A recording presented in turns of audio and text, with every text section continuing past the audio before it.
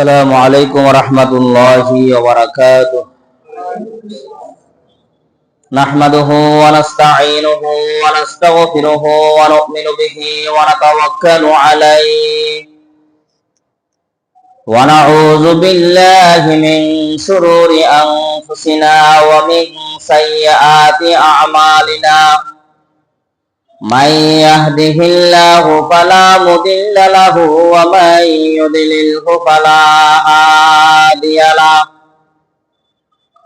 ونشهد أن لا إله إلا الله وحده لا شريك له الذي أرسله الله تعالى بالحق بشيرا ونذيرا وداعيا إلى الله بإذنه وسراجا منيرا. أما بعد فأعوذ بالله من الشيطان الرجيم. بسم الله الرحمن الرحيم. قد أفلح من زكاها وقد خاب من دساها. كذبت ثمود بطغواها إذ انبعث أشقاها. قال رسول الله صلى الله عليه وسلم: عليكم بمجالسة العلماء. وقال النبي صلى الله عليه وسلم: يشفع يوم القيامة الأنبياء ثم العلماء ثم الشهداء، أو كما قال النبي عليه الصلاة والسلام. سبحانك لا علم لنا إلا ما علمتنا إنك أنت العليم الحكيم.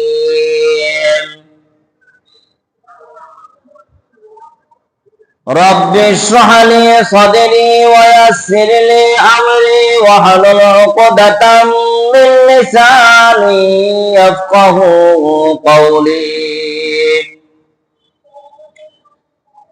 हर लहज़े मोमिन की नहीं शान नहीं आन।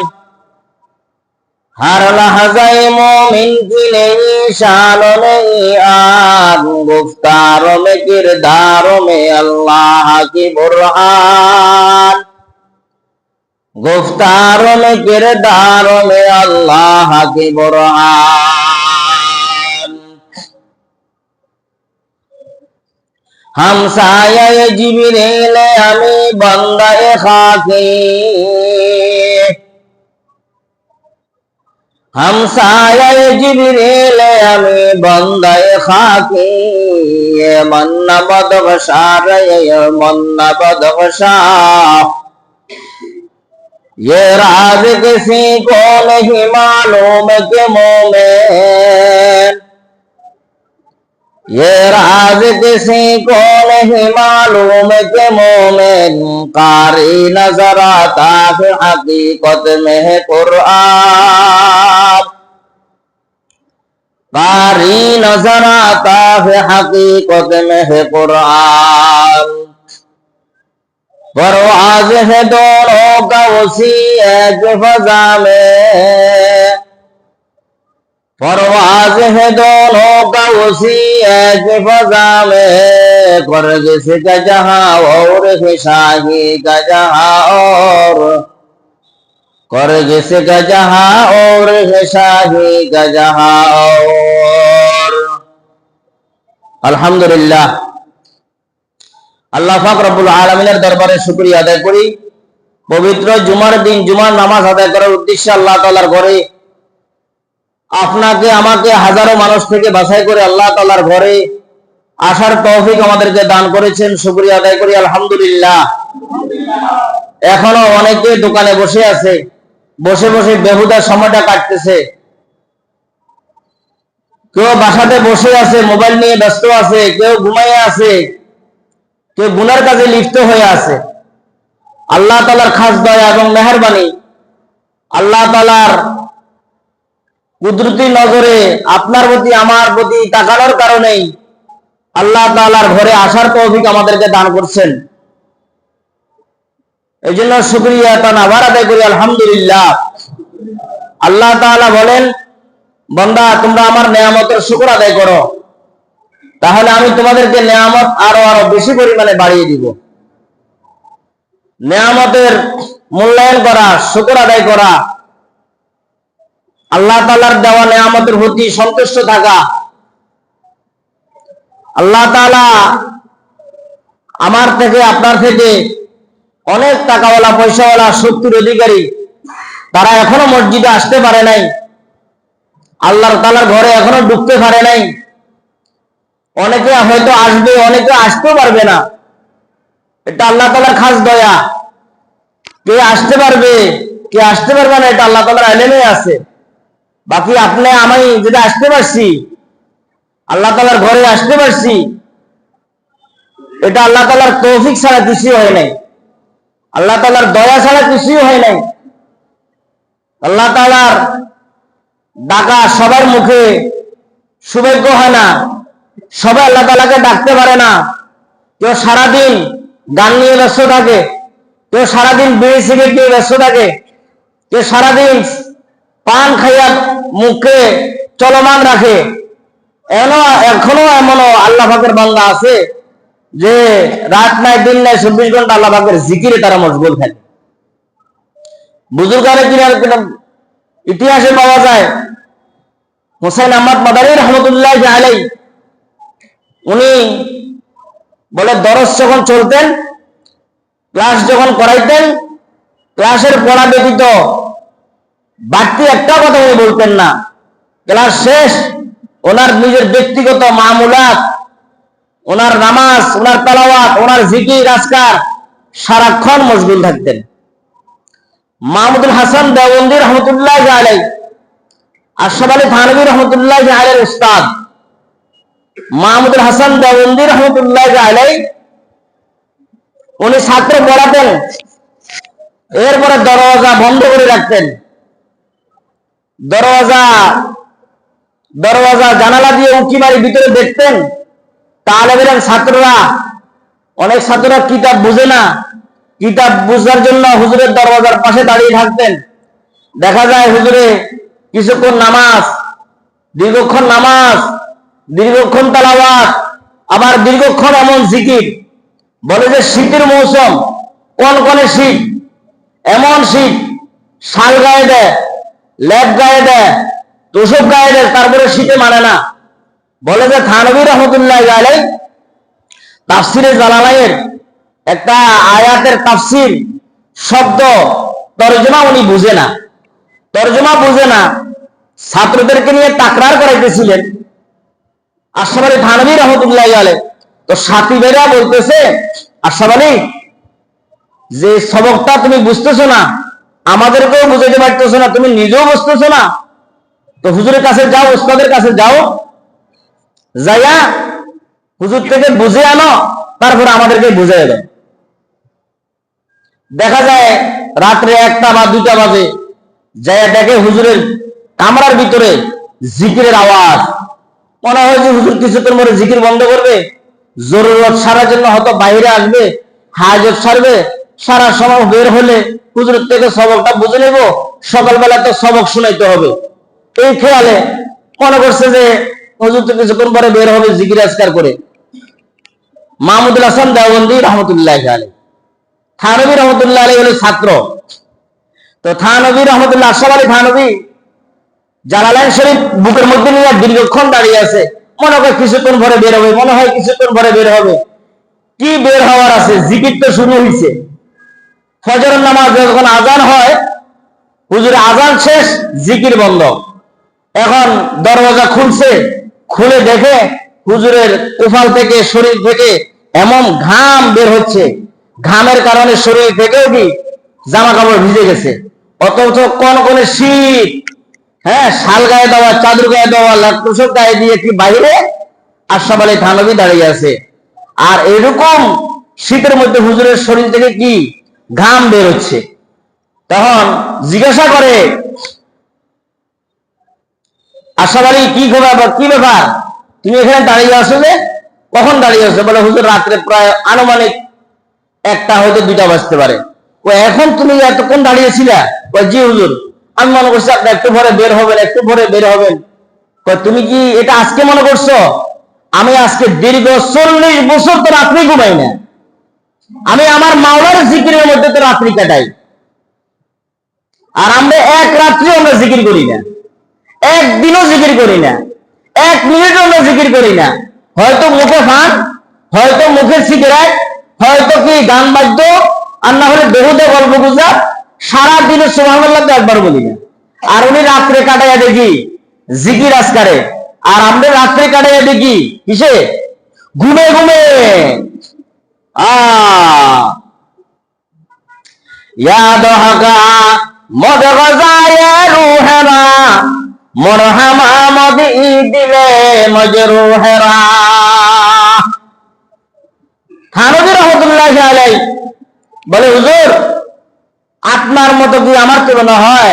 আপনি তো উস্তাদ, আমি তো আপনার ছাত্র। তো আমার আগামীকালকে সবক নিজেও বুঝি নাই, সাথী বেদিরকেও বুঝাইতে পারি নাই, সবকটা বুঝাইতে পারতেছি না, আমাকে একটু বুঝিয়ে দেন। হুজুর নামাজে চলে গেছে, ফজরের নামাজ। নামাজ শেষে হুজুর আসছে, আয়েশা বলতেছে দাঁড়াও, কি বুঝতেছো না বলো, কোন আয়াত? বলে এই আয়াত। হুজুরে এমন ভাবে ইলমে মারফতের সাগরে ডুবে আছে, এখন হুজুরের যে সবক যেভাবে বলতেছে আশরাফ আলী থানভী কিছুই বুঝে না। এখন দীর্ঘক্ষণ হুজুরের তাফসীর করতেছে, তরজমা করতেছে, বলার শেষে বলতেছে কি আশরাফ আলী বুঝে আসছে? হুজুর কিছুই বুঝিনি। আপনি কি বলতেছেন? আমি কিছুই বুঝতেছি না। আল্লাহু আকবার। তখন হুজুর আবার এটাকে আবার বলতেছে, দীর্ঘক্ষণ হুজুরের তরজমা, তাকরীর, তাফসীর হুজুর করতেছে। এবার দীর্ঘক্ষণ করার পরে বলতেছে এখন বুঝছো? হুজুর এখন আমার জন্য আরো কঠিন হয়ে গেছে, এখন আর কিছু বুঝি না। তৃতীয়বার চেষ্টা করতেছে, চেষ্টা করার পরে এখন আশরাফ আলী বলে না হুজুর আমি বুঝতেছি না। এখন চলে যাও, পরে আইসো। এখন চলে যাও। হুজুরে কেন বুঝতেছে না? এটার হিকমত আছে। হ্যাঁ, কদ আফলাহা মান যাক্কাহা ওয়া কদ খাবা মান দাসাহা। বলেন নিজের আত্মাকে এমন ভাবে পরিশুদ্ধ করছে, ইলমে মারিফত আল্লাহ তাআলাকে এমন ভাবে হাসিল করছে, ইলমে মারিফতের সাগরে যখন ডুব দেয় তখন গোপনে কোনো মাঝখানে কোনো পর্দা থাকে না, তখন আল্লাহ তাআলার সাথে তাআল্লুক মাল্লা হয়ে যায়, সম্পর্ক হয়ে যায়। তখন উনি যখন জিকিরের হালতে ছিলেন, তখন অস্ত অবস্থায় ছিলেন, নামাজের অবস্থায় ছিলেন, দুইটা জালালিয়ত তার ভিতরে কাজ করতেছিল মাহমুদুল হাসান দেওবন্দি রহমতুল্লাহির ভিতরে। তখন পরে ক্লাস শেষে হুজুরের কাছে আবার গেছে, বলে যে হুজুর সবকটাকে এখন বুঝাই দেওয়া যায়? হ্যাঁ, এখন তোমাকে সবক বুঝানো যাবে, বসো। কি হয়েছে বলো তো, কিতাব খোলো। বলে এখন বলো। এখন হুজুরের স্বাভাবিকভাবে হুজুর বলতেছে এটার জন্য কি আমার কাছে রাত্রে আসছে, এখন আসছে, এখনো বুঝো না? হুজুর সকালে যে তাকরীর করছেন এটা আমি কোনো কিতাবে পাই না। 2বার আপনি তাকরীর করছেন, তরজমা করছেন, তাফসীর করছেন, এটার গোপন ব্যাট রহস্য আমি কিছুই বুঝি না। হুজুর আপনি যদি এখন দয়া করে একবার স্বাভাবিকভাবে বলতেন আমি এখন মনে হয় বুঝবো। তো হুজুরের এখন মাহমুদুল হাসান দেওবন্দি রহমতুল্লাহ বলতেছে ঠিক আছে বসো। তো হুজুরের স্বাভাবিকভাবে আলোচনা করতেছে, করার পরে 5 মিনিটের ভিতরে বলতেছে হুজুর আলহামদুলিল্লাহ আলহামদুলিল্লাহ, আমি এটা কামা হক এখন বুঝেছি। বলে তখন বুঝো নাই? এটা হুজুর তখন যে আমি বলছেন আমি বুঝি নাই কেন, আমাকে একটু এটা রহস্য বলেন। ওই যে আল্লাহ তাআলা 2 অবস্থায় বিরাজমান, একটা জালাল আর একটা জামাল। একটা হলো জালাল আর একটা কি জামাল। জামাল হলো ঠান্ডা, জালাল হলো গরম। আমি যখন আল্লাহ পাকের মারিফতে যখন ডুবেছিলাম, জিকির করতে করতে করতে করতে করতে করতে করতে করতে আল্লাহ পাকের দিদার আমি লাভ করতেছিলাম। তখন আমার মুখে দিয়া আল্লাহ পাকের কি কথা বের হয়েছে আমি নিজেই বলতে পারি না। আমার সামনে তুমি কি প্রশ্ন করছো, যেমন প্রশ্ন করছো তখন আমি উত্তর দিছিলাম। তখন আমি মাহমুদুল হাসান দেওবন্দি ছিলাম না।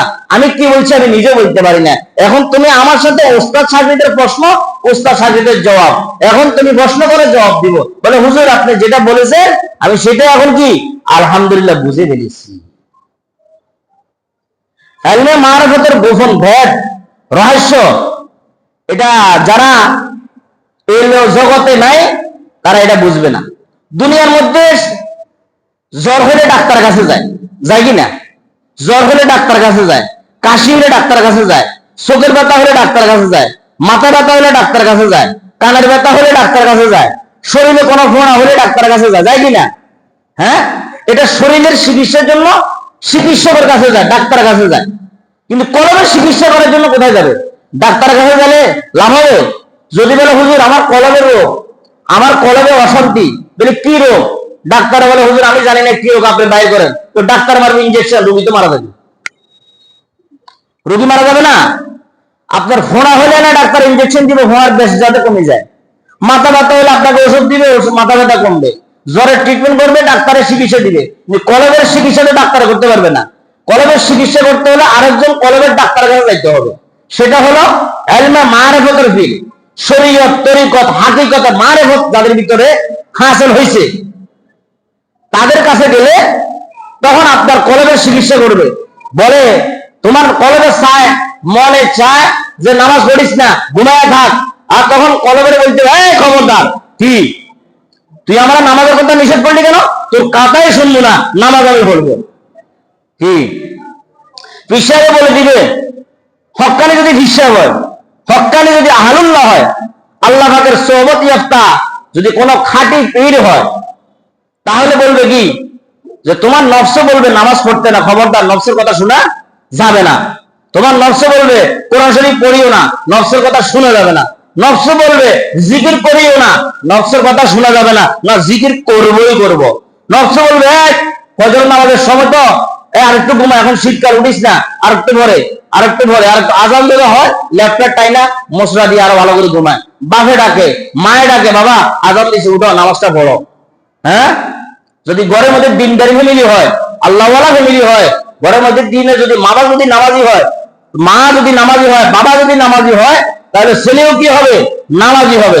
আর যদি ঘরটা যদি কি হয়, বাবা বেনামাজি, মা বেনামাজি, তাহলে ছেলেও কি বেনামাজি। কেন ঘরের মধ্যে কেউ নামাজের জন্য উঠে না, তো ছেলে মেয়ে তো উঠবে না। মুরব্বীরা ঘরে থাকলে, আমার দুই ছেলে আছে, ফজর নামাজের সময় উঠে অনেক কষ্ট হয়, তাই না উঠে আবার